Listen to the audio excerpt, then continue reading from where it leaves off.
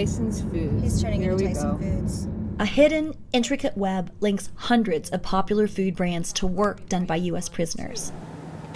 A 2-year Associated Press investigation found that everything from grains, meat, eggs, and milk had been grown, harvested, or produced by incarcerated people. And their labor finds its way into the supply chains of some of the most recognized brands and largest food companies in the world. We followed as cattle raised at the Louisiana State Penitentiary were transported to a meat processor in Texas.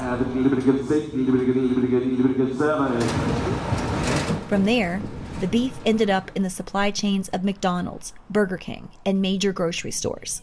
I felt like I had become a slave, a product of the convict system, because everything that I was doing was profiting the prison.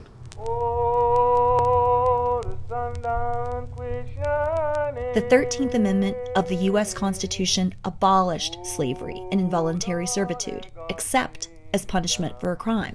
We spoke to prisoners who were working on the same plantation soil where slaves toiled more than 150 years ago. Many were making pennies an hour. Some were getting nothing at all. Others were being contracted out to private companies or taking part in work release programs.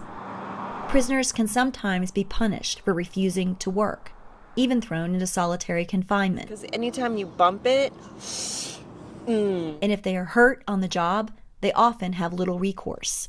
They aren't eligible for workman's compensation, nor are they protected by other worker safety laws because they're not considered quote-unquote employees. We're going to have to figure out different ways to make our system a better system instead of just exploiting labor and then calling it crime prevention. The agriculture sector is just a fraction of the overall prison labor industry, which includes everything from public works to stamping license plates. They're learning a skill set. They're learning to be responsible for something. They're learning to pay back their debt to society. I learned that if I wanted to be better, I have to make my own way, basically. That the opportunities are here. They're not going to give them to me. But prisons and corporations benefit from inmate labor. The goods wind up in the supply chains of giants like Walmart, Target, Whole Foods, and Costco, just to name a few. The AP also found American prison labor linked to the supply chains of multinational companies such as Cargill that export goods all over the world.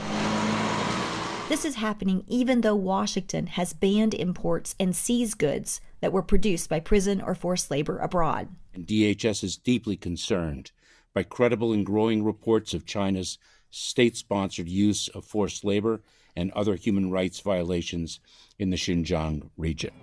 Several companies told the AP they have policies in place restricting suppliers from using incarcerated workers. Cargill acknowledged buying goods from American prison farms and said it would determine next steps. Others said they would look into the AP's findings, which revealed just how much prison labor touches many of the foods we eat.